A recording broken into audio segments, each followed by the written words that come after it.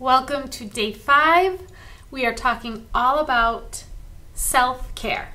Now, some of us, this concept might be foreign. You might be a busy working mom and you're like, what the heck is self-care? Like, I have any time for myself.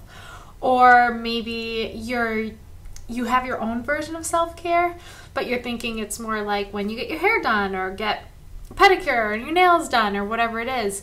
I kind of want to open up the door to a different way of thinking about self-care. And today's video is short and sweet and to the point. Basically, if you don't feel your best, if you're not taking the time to nurture you, your mind, your body, your spirit, your soul, whatever it is for you, it's going to affect your ability to achieve those goals that you have been writing out and thinking about. It's going to affect your ability to improve those areas of your life where maybe you scored low in your self-assessment, but you know you want it to be better. Your relationships, your finances, your overall health. So self-care isn't necessarily about pampering and taking all of this time away from your family to go to the spa or do things like that. Although if you have the time and the money to do it, by all means, enjoy it. I want to talk to you about a level of self-care that's more foundational, more fundamental, and it's making sure that you're taking care of you as the whole person. Today's resource document is going to kind of coincide and segue into tomorrow's resource document and video, but we're going to start by talking about a few of my favorite things that I implement into my daily routine that are a part of self-care. After I had my first son, Jack, life became kind of like a tornado between running my own business and taking care of this baby, and I felt like I was nursing him every couple hours and time was never my own. A shower felt like a luxury, and I most definitely wasn't taking the time to nurture myself. And I almost thought and felt a little guilty over the thought of doing that because I'm a mom now. Like, I don't have time to take care of me. It's my role to take care of everyone else. But we can't give our best to the people we love when we are not our best, when we are not feeling good, thinking well. You know, all of those personal development recommendations I made, that's a part of self-care. Finding little nuggets of time that you can work your brain and improve your mindset. That's something that I consider self-care. Another thing I consider self-care is, yesterday's module that we were talking about health, fitness and nutrition. You have to have, find ways to incorporate that into your life because what you put in your body is your fuel. It's what determines what you can put out, whether it's in your job or in your marriage or as a mother or a father. If you don't have the energy, if you don't feel healthy, if you're not taking care of your body, if your body is busy fighting disease or combating ailments, you can't give your best self to your work, to the people you love, to your life, to your passions, and to that drive that you need to accomplish all those things that we're working on this week. So finding time. Now tomorrow we are going to talk about how can you find the time. You're a busy parent, you're a working mom, you're working more than one job, whatever it is for you. I have a strategy to help you figure out how to put these into play. But today we're just talking about the concept. We're talking about different ideas and then we'll put them into a schedule for you tomorrow. One of my favorite new things that I've been doing to incorporate into my self-care routine is dry brushing. It sounds weird. It is a little weird. It looks kind of like the brush, and you'll see this in your resource document. It looks kind of like a brush that you would use in the shower, like bristles. And I use it because it helps improve circulation. It helps wake me up in the morning. It's really good for your skin and exfoliation. It combats cellulite. That is never a bad thing. It helps to clear out your lymph system and really detoxify your body. A lot of the things that I'll talk about today are about detoxification because that's a big piece of self-care. It's an ongoing process. So I dry brush every morning just for 5 minutes or less. It's usually closer to like 2 or 3 and then 2 times a week I try to do it for 5 minutes, but it feels great and it energizes me, and it's something that's ongoing self-care. I make it part of my daily routine, and I know that I'm healthier because of it. I feel more energized. I wake up better in the morning, and I am not a morning person. I'll talk to you about this tomorrow. So dry brushing, that's one thing. In the resource document, it's all laid out for you.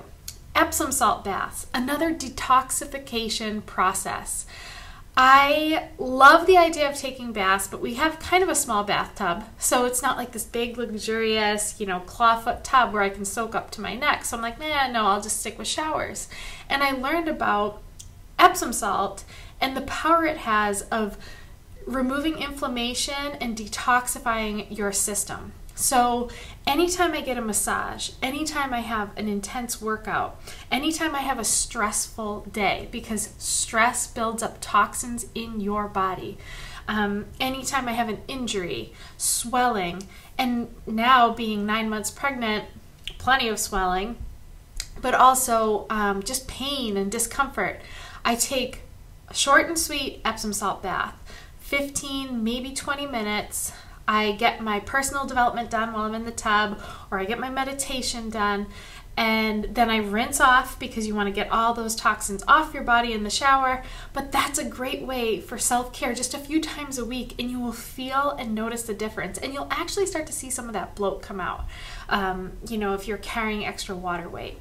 And then another thing that I love, and I talked a little bit about it on our health day, is magnesium. I use it in a spray. It's something we're all deficient in, but it really helps us with reducing stress, having better sleep, reducing muscle cramps and muscle pain. And you just spray it on. So after I get out of the shower, I spray on my magnesium, and it really helps me to sleep better at night. I use it in the morning so that my day is less stressful. You can use things like essential oils. I also really love learning more about meditation. So we've talked about some more physical health, self-care things, but what about your mind? Your mind controls so much of how your day plays out, how your week plays out, how your year, your life plays out. If your mind's not in the right place, neither will your day be, or anything else for that matter.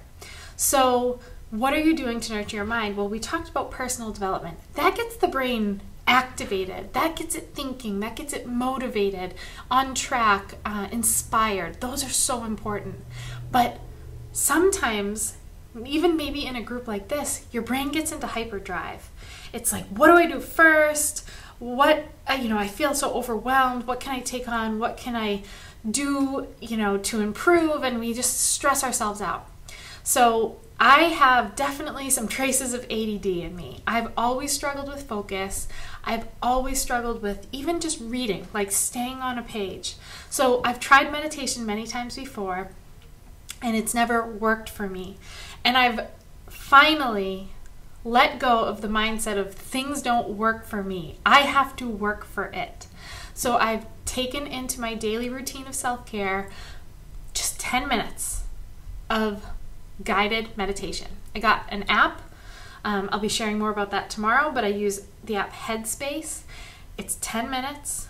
I either do it while I'm in the bathtub, or I sit in my chair before bed, or in the morning. It's a part of my morning routine. I do it. And it's just a chance for me to release those anxieties, let go of the stresses, and learn how to work with my mind. Make sure my mind's in a good space.